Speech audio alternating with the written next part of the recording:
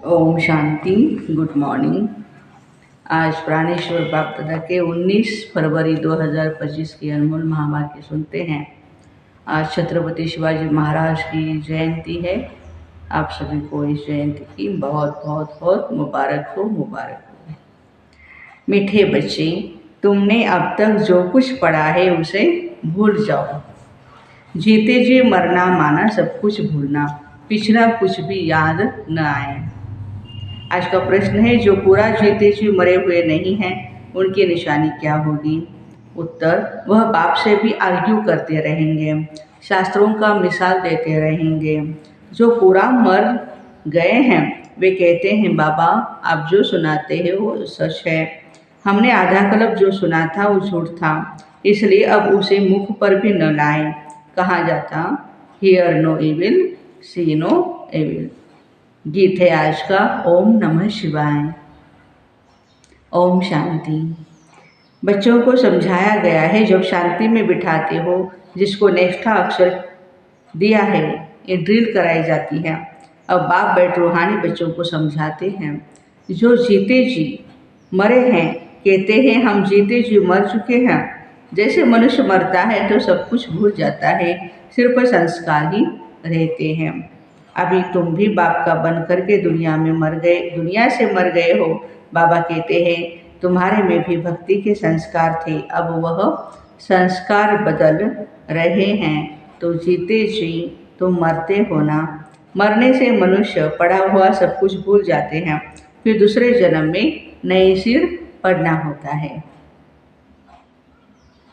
बाबा भी कहते हैं, तुम जो कुछ पढ़े हुए हो वो भूल जाओ।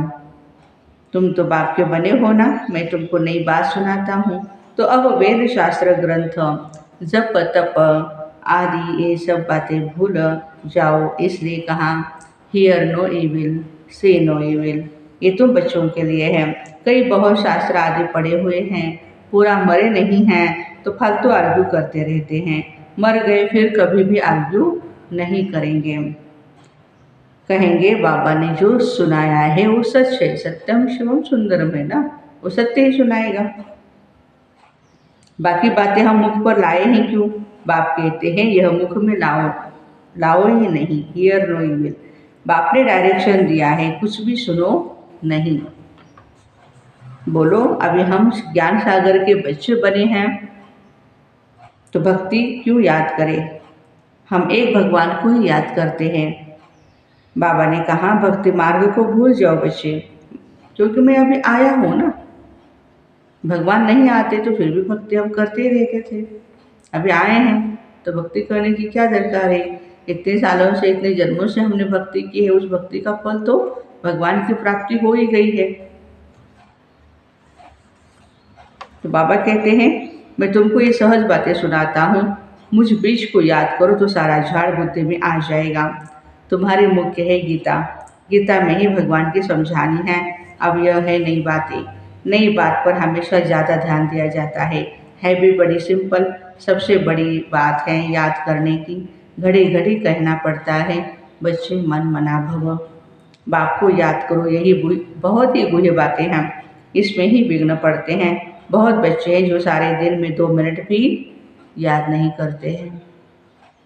बाप का बनते भी अच्छा कर्म नहीं करते हैं तो याद भी नहीं करते हैं, तो विकर्म करते रहते हैं। बुद्धि में बैठता ही नहीं है तो कहेंगे यह बाप की आज्ञा का निरादर करते हैं, पढ़ नहीं सकते हैं, वो ताकत भी नहीं मिलती। पर सब बाबा ने कहा ना, मैं भगवान आपका मेहमान बन करके आया हूँ तो मेरा आदर रखो आप। उनकी आज्ञाओं पर चलना ही उनका आदर है। जिस्मानी पढ़ाई से भी बल मिलता है ना। पढ़ाई द सोर्स ऑफ इनकम, शरीर निर्वाह होता ही है अल्पकाल के लिए। कई पढ़ते पढ़ते मर भी जाते हैं तो वह पढ़ाई थोड़े ही साथ ले जाएंगे, दूसरा जन्म ले फिर नए से पढ़ना पड़ेगा। यहाँ तो तुम जितना पढ़ेंगे वो साथ ले जाएंगे। इस अव्यक्त, इस हमारी अविनाशी ज्ञान की ये विशेषता है, ये ज्ञान हम साथ ले करके जाएंगे, क्योंकि तुम प्रारब्ध पाते हो दूसरे जन्म में। बाकी तो वह सब है ही भक्ति मार्ग, क्या क्या चीज़ें हैं ये कोई भी नहीं जानते हैं। रूहानी बाप तुम बच्चों को बैठ ज्ञान देते हैं, एक ही बार बाप सुप्रीम रूह आकर के रूहों को नॉलेज देते हैं जिससे विश्व का मालिक बन जाते हो। भक्ति मार्ग में स्वर्ग थोड़े ही होता है, तुम अभी धनी के बने हो। माया कई बार बच्चों को निधन का बना देती है, छोटी छोटी बातों में आपस में लड़ पड़ते हैं। बाबा की याद में नहीं रहते तो निधन के हुए ना, निधन का बना तो जरूर कुछ न कुछ पाप कर्म कर देंगे। बाबा कहते हैं मेरा बन कर के मेरा नाम बदनाम नहीं करो, एक दो से बड़े प्यार से चलो, उल्टा सुल्टा बोलो मत। बाबा को ऐसे ऐसे यहीं ले आए खूब जाएं। भिल्लियों का भी उद्धार करना पड़ता है, कहते भिल्लियों ने भिल्ली के बेर खाएं। अब ऐसे भिल्ली के थोड़े ही खा सकते हैं, भिल्ली से जो ब्राह्मणी बन जाएं तो फिर क्यों नहीं खाएंगे। इसलिए ब्रह्मा भोजन की महिमा है। शिव बाबा तो खाते नहीं हैं क्योंकि वो है ही अभोक्ता, बाकी यह रत खाता है ब्रह्मा बाबा। तुम बच्चों को कोई से भी आर्ग्यू करने की दरकार नहीं है, हमेशा अपना सेफ साइड रखना चाहिए। अक्षर ही बोलो, शिव बाबा कहते हैं। शिव बाबा को ही रुद्र कहा जाता है। रुद्र ज्ञान यज्ञ से विनाशी ज्वाला निकली तो रुद्र भगवान हुआ ना। श्री कृष्ण को तो रुद्र नहीं कहेंगे, विनाश भी कोई श्री कृष्ण नहीं कराते हैं। बाप ही स्थापना विनाश पालना कराते हैं, खुद कुछ नहीं करते हैं, नहीं तो दोष पड़ जाएगा। वे है करण करावनहार। बाबा कहते हैं हम कोई कहते नहीं हैं कि विनाश करो, यह सारा ड्रामा में नूंद है। शंकर कुछ करता है क्या? कुछ भी नहीं, ये सिर्फ गायन है कि शंकर द्वारा विनाश, बाकी विनाश तो वह आप ही कर रहे हैं। ये अनादि बना हुआ ड्रामा है जो समझाया जाता है। रचयिता बाप को ही सब भूल गए हैं, कहते हैं गॉडफादर रचयिता है, परंतु उनको जानते ही नहीं। समझते हैं वह दुनिया क्रिएट करते हैं। बाबा कहते मैं क्रिएट नहीं करता हूँ, मैं चेंज करता हूँ, कलयुग को सतयुग बनाता हूँ। मैं संगम पर आता हूँ जिसके लिए गाया हुआ है सुप्रीम ऑस्पिशियस युग, कल्याणकारी युग है। भगवान कल्याणकारी है, सबका कल्याण करते हैं, परंतु कैसे और क्या करते हैं ये कुछ नहीं जानते हैं। अंग्रेजी में भी कहते हैं ना God is the liberator guide, परंतु उनका अर्थ थोड़े ही समझते हैं। कहते हैं भक्ति के बाद भगवान मिलेगा, सदगति मिलेंगी। सर्व की सदगति तो कोई मनुष्य नहीं कर सकता, नहीं तो परमात्मा को पतित पावन सर्व का सदगति दाता क्यों गाया जाता। बाबा को कोई भी नहीं जानते हैं, निधन के हैं, बाबा से विपरीत बुद्धि हैं। अब बाबा क्या करें, बाप तो खुद मालिक है ना। उनकी शिव जयंती भी भारत में ही मनाते हैं। बाबा कहते हैं मैं आता हूँ भक्तों को फल देने के लिए, आता भी भारत में हूँ, आने के लिए मुझे शरीर तो जरूर चाहिए ना, प्रेरणा से थोड़े ही कुछ होगा। इनमें प्रवेश कर इनके मुख द्वारा तुमको मैं ज्ञान देता हूँ, ब्रह्मा बाबा के द्वारा।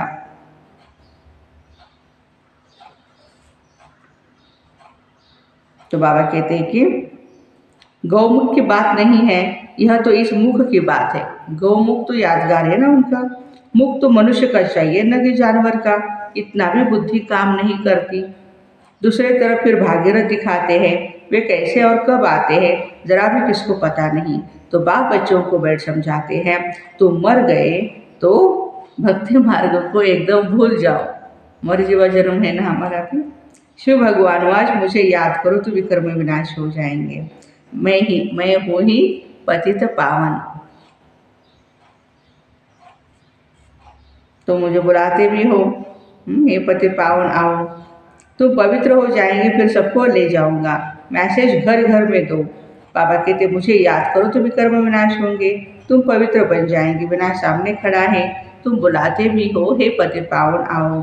पतितों को पावन बनाओ, राम राज्य स्थापन करो, रावण राज्य से मुक्त करो। वह हर एक अपने अपने लिए कोशिश करते हैं। बाप तो कहते हैं मैं आकर सर्व की मुक्ति करता हूँ। सभी 5 विकार रूपी रावण की जेल में पड़े हैं, मैं सर्व की सदगति करता हूँ। मुझे कहा भी जाता है सुख करता दुख हरता। राम राज्य तो जरूर नई दुनिया में होगा। तुम पांडवों की अभी है प्रीत बुद्धि, कोई कोई की तो फौरन प्रीत बुद्धि बन जाती है, कोई कोई की आहिस्ते आहिस्ते प्रीत जुटती है। कोई तो कहते हैं बस हम सब कुछ बाप को सरेंडर करते हैं। सिवाय एक के दूसरा कोई रहा ही नहीं है, सबका सहारा एक ही गॉड है। कितनी सिंपल से सिंपल बात है। बाप को याद करो और चक्र को याद करो, तो बाबा कहते हैं चक्रवर्ती राजा रानी बन जाएंगे। यह बाप ही समझाते हैं, बाकी आर्ग्यू कुछ पे नहीं करनी है, वाद विवाद में हमें नहीं जाना है। बोलो भक्ति मार्ग की सब बातें छोड़ो, बाप कहते हैं सिर्फ मुझे याद करो। मूल बात ही यह है, जो तीव्र पुरुषार्थी है वे जोर से पढ़ाई में लग जाते हैं। जिनको पढ़ाई का शौक होता है वह सवेरे उठकर पढ़ाई करते हैं। भक्ति वाले भी सवेरे उठते हैं, नवदा भक्ति करते हैं। जब सिर काटने लगते हैं तो साक्षात्कार होता है। यहाँ तो बाबा कहते हैं यह साक्षात्कार भी नुकसानकारक है। क्यों? क्योंकि साक्षात्कार में जाने से पढ़ाई और योग दोनों ही बंद हो जाता है, टाइम वेस्ट हो जाता है। इसलिए ध्यान आदि का शौक बिल्कुल नहीं रखना है। ये भी एक बड़ी बीमारी है जिसमें माया की प्रवेशता होती है। जैसे लड़ाई के समय न्यूज़ सुनाते हैं तो बीच में ऐसी कुछ खराबी कर देते हैं जो कोई सुन न सके। माया भी बहुतों को विघ्न डालती है, बाबा को याद करने नहीं देती। समझा जाता है इनकी तकदीर में विघ्न है। देखा जाता है माया की प्रवेशता तो नहीं है, बेकायदे तो कुछ नहीं बोलते हैं, तो फिर झट बाबा नीचे उतार देंगे। बहुत मनुष्य कहते हैं हमको सिर्फ साक्षात्कार हो तो इतना सब धन माल आदि जो भी हमारे पास है वो हम सब आपको दे देंगे। आप शिव जी का हमें साक्षात्कार कराओ बस। क्या कहेंगे अभी? बाबा कहते हैं बच्चे ये सब कुछ तुम अपने पास ही रखो। भगवान को तुम्हारे पैसे आदि की क्या दरकार है? बाप तो जानते हैं इस पुरानी दुनिया में जो कुछ है सब कुछ भस्म हो जाएगा। बाबा क्या करेंगे? बाबा के पास तो पूरी पूरी बूंद बूंद से तालाब भर जाता है। बाबा के डायरेक्शन पर चलो, हॉस्पिटल कम यूनिवर्सिटी खोलो, जहाँ कोई भी आकर के विश्व का मालिक बन सके। 3 पैर पृथ्वी में बैठ तुमको मनुष्यों को नर से नारायण बनाना है, परंतु 3 पैर पृथ्वी के भी नहीं मिलते। बाप कहते हैं मैं तुमको सभी वेद शास्त्रों का सार बताता हूँ। ये शास्त्र है सब भक्ति मार्ग के। बाबा कोई की निंदा नहीं करते हैं, ये तो खेल बना हुआ है। ये सिर्फ समझाने के लिए कहा जाता है तो फिर भी खेलना। खेल की हम निंदा नहीं करते हैं, हम कहते हैं ज्ञान सूर्य ज्ञान चंद्रमा, तो फिर वह चंद्रमा आदि में जाकर के ढूंढते हैं। वहाँ कोई राजाएं रखे हैं क्या? जापानी लोग सूर्य को मानते हैं और हम कहते हैं हम सूर्यवंशी हैं। वे फिर कहते हैं हम सूर्यवंशी हैं। क्या करते हो? सूर्य की बैठ पूजा करते हैं, सूर्य को पानी देते हैं। तो बाबा ने बच्चों को समझाया है कोई भी बात में जास्ती आर्ग्यू नहीं करनी है, बात एक ही सुनाओ। बाप कहते हैं मामेकम याद करो तो पावन बनेंगे। अभी रावण राज्य में सभी पतित हैं, परंतु अपने को पतित कोई मानते थोड़े ही है। बच्चे तुम्हारी एक आंख में है शांति धाम और दूसरी आंख में है सुख धाम, बाकी इस दुख धाम को भूल जाओ। You are Chaitanya lighthouse. हम सभी बच्चे कौन हैं? Chaitanya lighthouse. अभी प्रदर्शनी में भी नाम रखा है भारत द लाइट हाउस, लेकिन वे कोई थोड़े ही समझते हैं तुम अभी लाइट हाउस हो ना। पोर्ट पर लाइट हाउस स्टीमर को रास्ता बताने का काम करता है।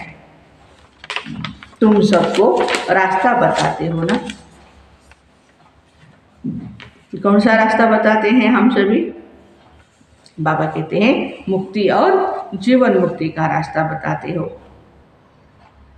मुक्ति और जीवन मुक्ति धाम, मुक्ति धाम है हमारा परम धाम और जीवन मुक्ति धाम माना सतयुग है। जब कोई भी प्रदर्शनी में आते हैं तो बहुत प्रेम से बोलो गॉड फादर तो सबका एक है ना, सबका मालिक एक है ना। कौन है वो एक? गॉड फादर या परमपिता कहते हैं मुझे याद करो, तो जरूर मुख द्वारा ही कहेंगे ना। ब्रह्मा द्वारा स्थापना, हम सब ब्राह्मण ब्राह्मणियाँ हैं, ब्रह्मा मुख वंशावली। तो ब्राह्मणों की वह ब्राह्मण भी महिमा गाते हैं। ब्राह्मण देवताय नमः। ऊंचते ऊंच है ही एक बाप। वे कहते हैं, मैं तुमको ऊंचते ऊंच राजयोग सिखाता हूँ, जिससे तुम सारे विश्व के मालिक बनते हो। वे राजाई तुमसे कोई छीन न सके। भारत का विश्व पर राज्य था। भारत की कितनी महिमा है, अभी तुम बच्चे जानते हो। हम श्रीमत पर यह राज्य स्थापन कर रहे हैं। अच्छा, मीठे मीठे सिकिलदे बच्चों प्रति माता पिता बाप दादा का याद प्यार और गुड मॉर्निंग। रूहानी बाप की रूहानी बच्चों को नमस्ते। हम रूहानी बच्चों की रूहानी माता पिता बाप दादा को याद प्यार, गुड मॉर्निंग और नमस्ते।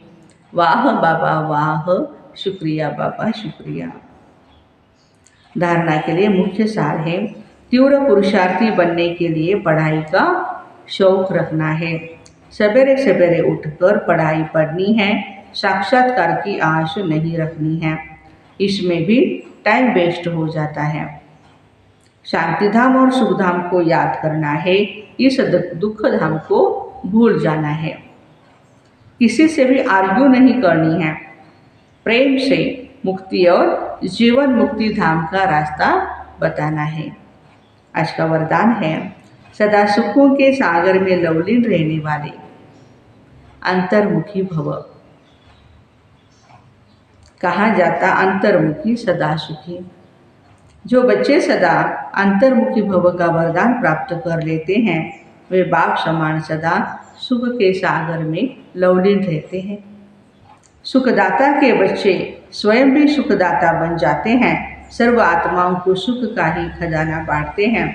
तो अब अंतर्मुखी बन ऐसी संपन्न मूर्ति बन जाओ, जो आपके पास कोई भी किसी भी भावना से आए, अपनी भावना संपन्न करके जाएं। जैसे बाप के खजाने में अप्राप्त कोई वस्तु नहीं है, वैसे आप भी बाप समान भरपूर हो जाओ। आज का स्लोगन है, रूहानी शान में रहो तो कभी भी अभिमान की फीलिंग नहीं आएंगी।